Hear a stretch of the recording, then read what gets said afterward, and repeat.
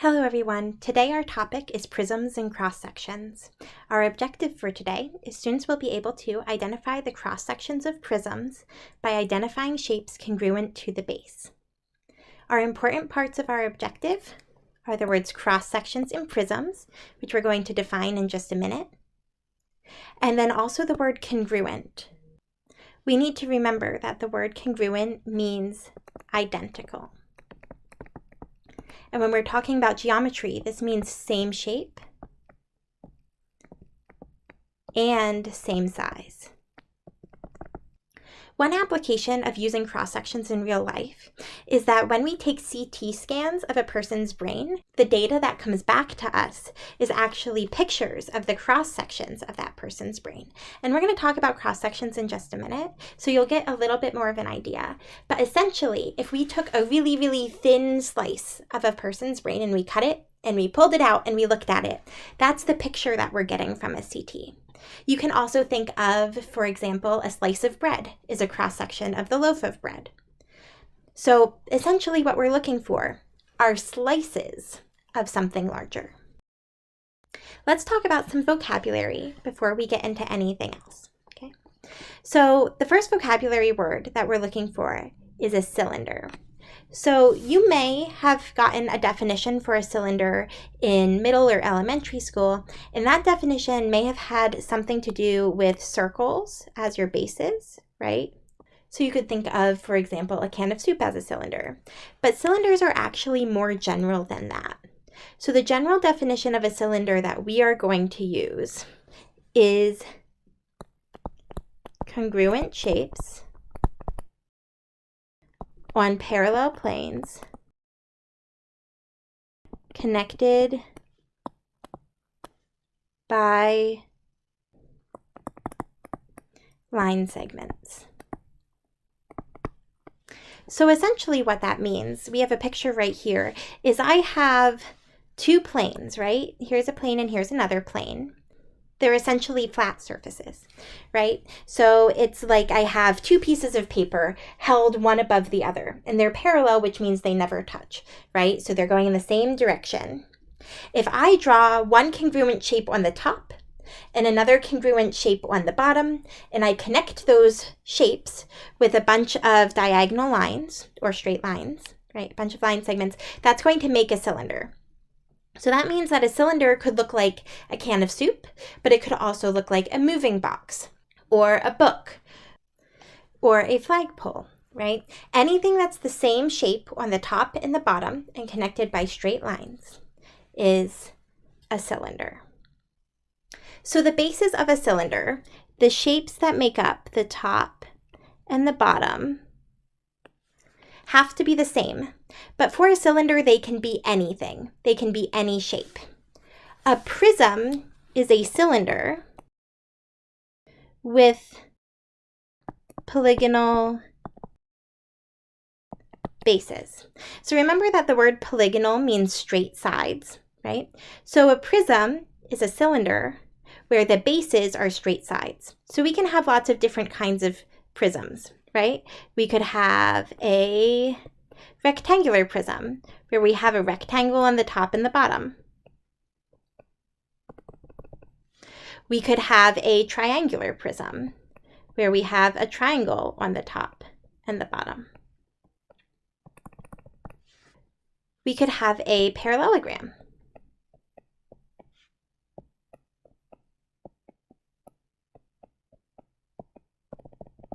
Okay. All of these are prisms because the bases are polygons. They're triangles, squares, rectangles, pentagons. They have straight edges. In each of these boxes, if you are doing this on paper, you can draw a shape. If you're doing this on the computer, you can Google search for a prism and take a picture from Google, and you can copy and paste it right here. All right, let's continue with our vocabulary words. A right prism is a prism where the sides are perpendicular to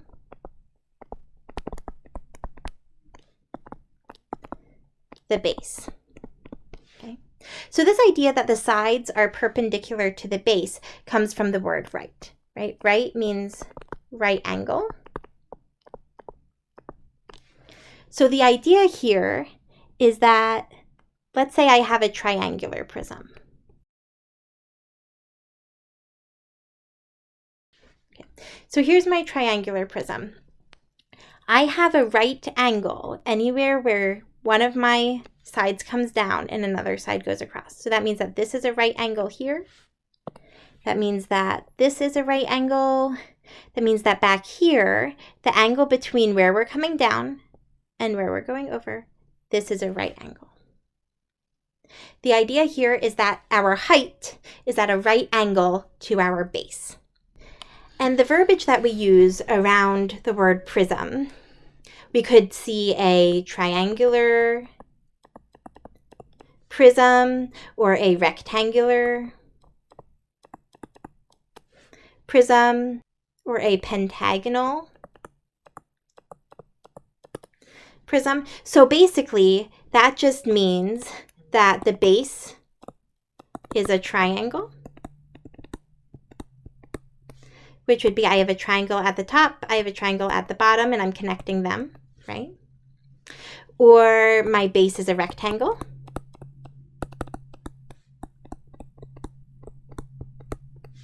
I have a rectangle at the top, rectangle at the bottom, I'm connecting them.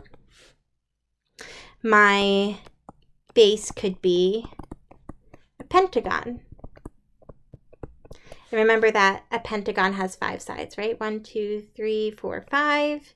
If I had a similar 1, 2, 3, 4, 5, and I connected those, that is a terrible pentagonal prism, but it is an example. Now that we know what prisms are, we're going to talk a little bit about what cross sections and slices are. Okay.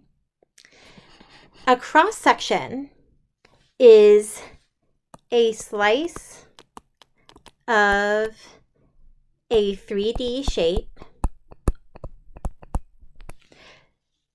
that is parallel to the base. So this right here is a cross section, because if we look at this green layer, right, this slice of this rectangular prism, that is a cross section of the 3D shape because it's parallel to the top and the bottom, which are the bases, right? It's not sideways or wonky at all, right? Now, if we look at figure 3, the difference between these two shapes is that in figure 3, this green layer here is not straight across, right? It's not perfectly parallel to the top and the bottom. See how here this distance is much smaller than this distance? That means that eventually, if I were to extend this, it would run into the plane that the bottom of my figure is on, right? So it would intersect with the base. So this is a slice, and this one is a cross section. So a slice is a plane intersecting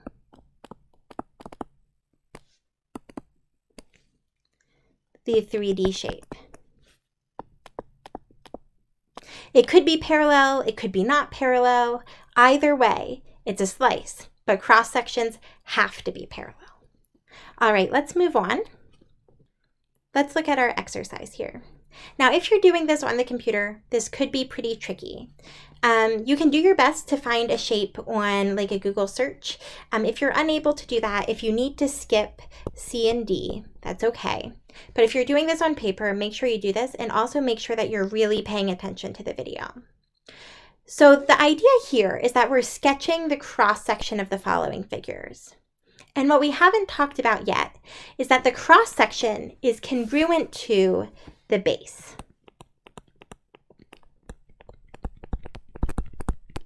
Is congruent to the base. So really what they're asking us, if they're asking us for a cross section of a cylinder, the idea is that they're asking us for what is the shape of the base, right?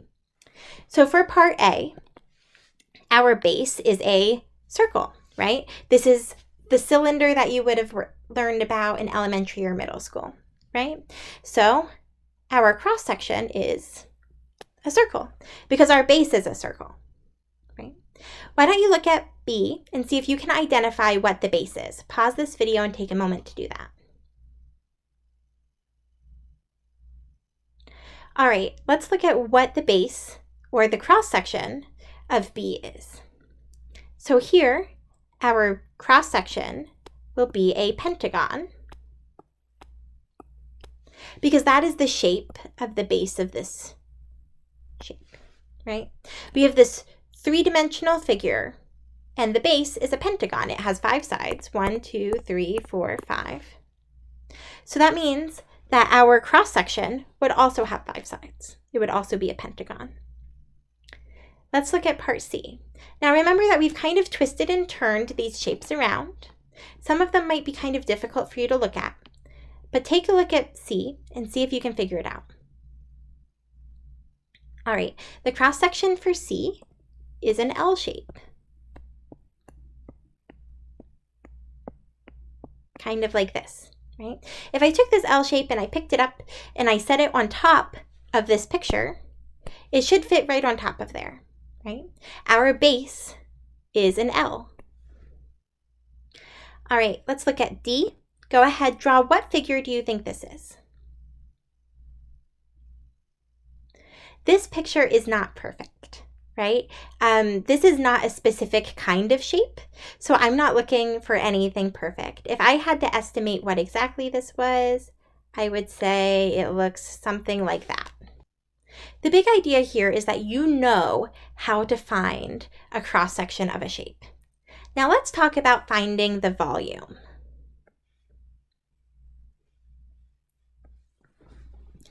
So to find the volume of any cylinder or prism, first you find the area of the base, then you find the height, and that gives you your volume. So in example 1, this is a cylinder that has a circle as its base, right? So the area, this is the base. The area of the base will be pi r squared because this is a circle. And our height is 40. 25 is our radius. So if I want to plug this in, I get area is equal to pi times 25 squared. If I do 3.14 times 25 times 25, I get 1,962.5. But remember, that's just the area, right? So that means the area down here that I just colored in, this is 1,962.5.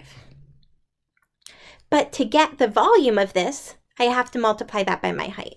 So that means to get the volume, I'm going to take 1,962.5 and I'm going to multiply it by 40, by my height. I get 78,500. And this is my volume for example 1. If you need to copy this down, please pause the video here. I'm going to erase this and work on number 2. All right, so example number 2. This one, we've taken a cylinder that usually would sit upright. Usually we would think about the cylinder as being a trapezoid like this, right? Sitting up like this. But we've kind of tilted it down on its side. We've laid it down so that we can see everything we need to about the trapezoid itself. So if we look at this, we know the area of a trapezoid is 1/2 the height times B1 plus B2. And here, base 1 and base 2 are the bases of our trapezoid. So I'm going to call 20 B1. I'm going to call 14 be 2 because we know this is also 14. And my height of my trapezoid is 16. 35 is the height of the cylinder or the prism, but it's not the height of the trapezoid. This is our trapezoid that we're finding the area of right now. When I plug in my numbers for the area of this trapezoid, I get 1/2 times 16 times 20 plus 14. And if I put that into my calculator, I'll get 272. Now remember, to get the volume, I multiplied the area of the base, which is 272, by the height, which is 35, and I get 9,520.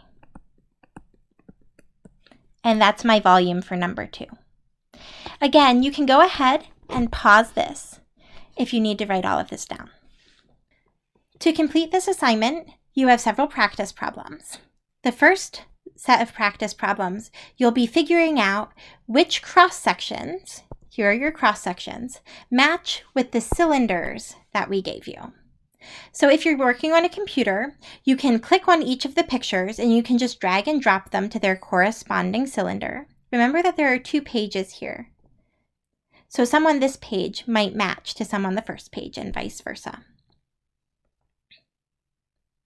If you're not doing this on Google Docs, if you're doing it on your phone and perhaps you're writing on a PDF, you can just write the letter. So you could either, let's say you thought that C went in this box. You could either drag and drop it there. You could draw an arrow if you would like to, though that wouldn't work for the ones going on the next page. You could write the letter C. Or if you're doing this on paper,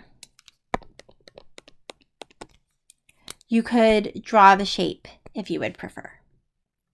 For practice level 2, these are mostly volume problems. There are some challenge problems here at the end. If you aren't able to figure those out, that's okay, but give them a shot and see how far you can get. Thank you so much for listening. If you need any help, please leave a comment on this video, leave a comment on Google Classroom, or attend an online coach class. Have a wonderful day.